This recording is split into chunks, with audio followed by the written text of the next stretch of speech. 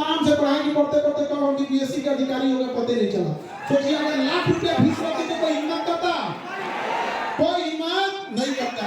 अरे हम लोग के पास पैसे का अभाव रह गया तो लोग हमको अलग अलग बोलने लगे। हम एक बार दिल्ली में थे तो एक आदमी के यहाँ घर में काम कराना था, घर नहीं होता है, जुड़ाई उड़ाई कराना था, तो लेबर वगैरह की जरूरत थी। तो उन्होंने हमसे कहा कि हम सर बिहारी नहीं मिल रहे हैं। हम कहेंगे भैया आपको काम कराना है, लेबर की जरूरत है, कहीं का रख लीजिए लेबर, यूपी का रख लीजिए, राजस्थान का रख लीजिए, हरियाणा का रख लीजिए, क्या जाता है। वो दिल्ली में थे तो उन्होंने क्या जवाब दिया पता है कि सर हमारे यहाँ लेबर को बिहारी नहीं कहा।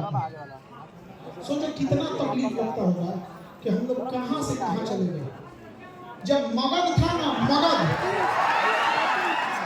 जब हम लोग कहाँ थे मगध में, तो गुजरात में अकाल पड़ गया था तो मगध सम्राट चंद्रगुप्त मौर्य अपने सरकारी खर्च से गुजरात में झील बनवाया था, सुदर्शन झील, की गुजरात के लोग को क्या हो सके, अनाज मिल सके। आज हालत ये हो गया है कि यहाँ 8,000 10,000 की मजदूरी करने के लिए बिहार का आदमी कहाँ जाता है, गुजरात जाता है। अरे हम लोग को बड़का बड़का बहुत ज्यादा फैक्ट्री में अपने जरूरत की चीज लगा दो, यहाँ भाषण देता है कि बिहार में फैक्ट्री होना चाहिए। भैया पहले तुम अपने अगरबत्ती का कारखाना लगा के दिखाओ, नहीं समझ में आएगा। हमें हमारी जरूरत की चीजें तो हम लोग बना सकते हैं स्टील के दम पे। हमारे यहाँ का सीसीटीवी जो लगता है वो दिल्ली से आता है, तुम यहीं बना लो भैया। जो हम बिस्किट खा रहे हैं वो उत्तर प्रदेश से आ रहा है, यहाँ से बना लो। जो हम फूल खरीद रहे हैं वो कलकत्ता या बनारस से आ रहा है, कम से कम। अरे भैया ये कहता है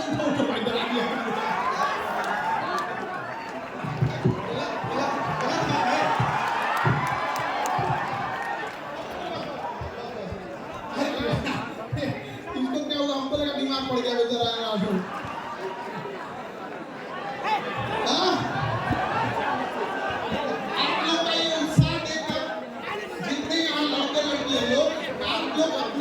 जरूर बदलाव लेके आएगा, समझ आ रहा है कि नहीं आ रहा है। बचपन में आप लोग के माँ बाप आप लोग को सस्ता खिलौना दिलाते होंगे या उस गली में उस दुकान की ओर से नहीं ले जाते होंगे जहाँ पर महंगे खिलौने बिकते होंगे। ऐसा आप लोग ने देखा होगा, दशहरे में जब कोई खिलौने बिकते होंगे तो आप लोग दुकान पर देखकर खुश हो जाते होंगे। दिवाली में जब कोई पटाखे छोड़ता होगा तो किसी अमीर बच्चे के साथ हो लेते होंगे कि ये पटाखा छोड़ेगा तो हम भी खुश हो जाएंगे। याद रखिएगा, लेकिन जब आपके माँ बाप का बुढ़ापा आए तो जब वो चीज को खरीदारी करने जाए तो प्राइस टैग ना देखना पड़े कितने का है, उन्हें विश्वास हो कि उनका बेटा या उनकी बेटी कामयाब है। जो चीज पसंद आ गया पैक कर दो, जो चीज पसंद आ गया पैक कर दो। कामयाबी क्या चीज होती है, यदि माँ बाप को कोई चीज पसंद आ गया तो सूर्यास्त से पहले माँ बाप के पास होना चाहिए। यदि माँ बाप को खुदा न खास्ते कभी कोई बीमारी तकलीफ हो गई तो उसके इलाज के लिए यदि अमेरिका भी जाना पड़े तो तनिक भी ना सोचना पड़े। ये है कामयाबी आप लोग को। यहाँ पर जीवन ऐसा होना चाहिए और स्वयं का पेट ना भरे बल्कि अगल बगल का भी ध्यान रखिए। कोई किसान है उसको आप लोग कैसे आगे ले जा सकते हैं, ये बहुत होनी चाहिए। हालांकि हम जब भी चंपारण के कुछ लोगों से मिलते हैं तो उनके अंदर एक तकलीफ देखते हैं, वो समाज को बदलना चाहते हैं, लेकिन उन लोग क्या कर सकते हैं, इतनी कुव्यवस्थाएं रहती हैं। लेकिन याद रखिएगा धीरे धीरे करके जब पहाड़ों से नदियां निकलती है तुम्हें ये नहीं पता होता कि समंदर कितना दूर है। रास्ते में चाहे जितनी भी अड़चन आती है सबको चीरते हुए समंदर में जाके मिल जाती है। वैसे आप युवा हैं, आप लोग चीरते हुए इस पूरे बाधाओं को आगे जाइएगा। और याद रखिएगा लड़की लोग जितने भी लड़के हैं, आप लोग एक चीज आप कभी चाइना जाइएगा तो वहाँ चाइना ने जो सबसे बड़ी ताकत हासिल किया है उसने लड़कियों के साथ भेदभाव नहीं किया। आज यदि कोई लड़की कोई मजबूरी में कहीं मजबूरी करने लगे तो लोग उसको 10 गलत नजर से देखने लगे। काम करने चली जाए तो हम लोग बैठे लोग उसके ऊपर उंगलियां उठाने लगते हैं। ये बहुत गलत सोच है। और लड़की आप लोग से भी कहते हैं कि आप लोग जब भी आवाज उठाइएगा तो एक आवाज जरूर उठाइएगा कि हर 3-4 जिले के बीच में एक महिला यूनिवर्सिटी होनी चाहिए जिसमें पढ़ाने वाला भले पुरुष टीचर हो लेकिन पढ़ने वाली कौन होनी चाहिए, महिला। इससे वो होगा कि जिन परिवार की मानसिकता अभी उतनी नहीं बढ़ी है, एटलीस्ट जो महिलाओं की पढ़ाई का विरोध करते हैं वो उस यूनिवर्सिटी में तो भेज सकते हैं कि नहीं मेरी बेटी इस यूनिवर्सिटी में सुरक्षित रहे। आप देखिए हर जगह पे वो सब्जी मंडी है तो कहीं कुछ है।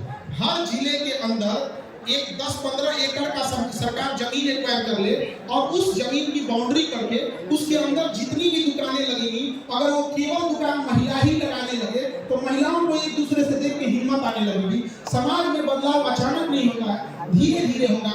पहले वो अपने अपने पैरों पे खड़ा होना सीखेंगे उस चार दीवारी के अंदर, लेकिन जब उनके पांव अंगद की तरह मजबूत हो जाएंगी तो ये महिलाएं उस चार दीवारी को पार करके झांसी की रानी की तरह अपना बुलंदी लहरा देंगी। इसलिए जरूरी है एक छोटे से शुरुआत करने के लिए। और आप लोग को देख के लगता है कि जरूर वो शुरुआत, हमको लगता है कि चंपारण की धरती से ही होगा, ये तो क्रांतिकारियों की धरती रही है, पता नहीं क्या है इसमें, जिसको देखो यहीं से दिल क्या करता है, शुरुआत करता है यहाँ पर। क्योंकि आप लोग की संख्या इतनी ज्यादा है, ऑडिटोरियम में जगह नहीं है, आप लोग तब से खड़े हैं, तो हमें भी ठीक नहीं लग रहा है।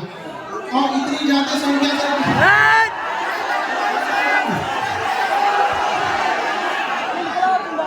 क्या किसी से ज्यादा आप लोग ऑडिटोरियम में आ गए हैं लोग, तो कभी कभी सोचते हैं कि हम एक नेक्स्ट जरूर विजिट रखेंगे, इससे बड़ा कोई हॉल वगैरह की व्यवस्था मान के जिसे कहेंगे कि जरूर कीजिए। और गांधी मैदान, हमें यहाँ ज्यादा आइडिया नहीं है, गांधी मैदान तो पटना का भी बहुत बड़ा है, यहाँ भी बहुत बड़ा है, यहाँ भी हम जरूर आए। और हम ये चीज जरूर चाहेंगे कि आप लोग जब भी मिले तो एक दूसरे का हाथ से हाथ मिला के चलना सीखें। अगर आपको कहीं जल्दी पहुंचना है तो अकेले दौड़ जाइए, लेकिन अगर आपको बहुत दूर तक जाना है तो साथ लेके चलिए। याद रखिएगा, दूर की मंजिल अकेले नहीं होती है, क्योंकि रास्ते में बहुत बार आंधियां तूफान आते हैं, फिर एक का हाथ पकड़ के रखिए। और जब आप अपनी कामयाबी की सीढ़ियां चढ़िएगा तो याद रखिएगा, सीढ़ियों पे मिलते हुए कुछ लोगों को चेहरा याद रखिएगा, क्योंकि जब आप बुलंदी से नीचे उतर रहे होंगे तो उन्हीं लोगों से मुलाकात होगी। यदि मुंह मोड़ कर गए होंगे तो लौटने का वो भी आपका सहारा नहीं बनेंगे। और जिंदगी की रफ्तार ऐसे रखिएगा कि दुश्मन चाहे आगे निकल जाए, लेकिन एक दोस्त पीछे नहीं छूटना चाहिए। भरोसा होना चाहिए कि मेरा दोस्त कामयाब हुआ है, वो हमें जरूर क्या कर लेगा, निकाल लेगा। समझ आ रहा है कि नहीं आ रहा है? तो उम्मीद करते हैं आप अपने जीवन में जरूर बदलाव लाएंगे। बदलाव आपको किसी के भरोसे नहीं रहना है, अपने आप से क्या करना है, शुरुआत करना है। अपने आप से पूछेगा आप किस क्षेत्र में अच्छे हैं, उसी क्षेत्र में आपको क्या करना है, लग जाना है। और किसी भी क्षेत्र में रखेंगे, 5 साल समय देंगे, वो चीज आपका होगा। ताजमहल भी बनने में 5 साल से ज्यादा का समय लग गया था। कोई भी चीज छोटे से शुरुआत होती है। जब महात्मा गांधी आए थे तो जब चंपारण से पहले जब लखनऊ अधिवेशन में गए थे तो एकमात्र श्रोता के रूप में चुपचाप बैठे थे।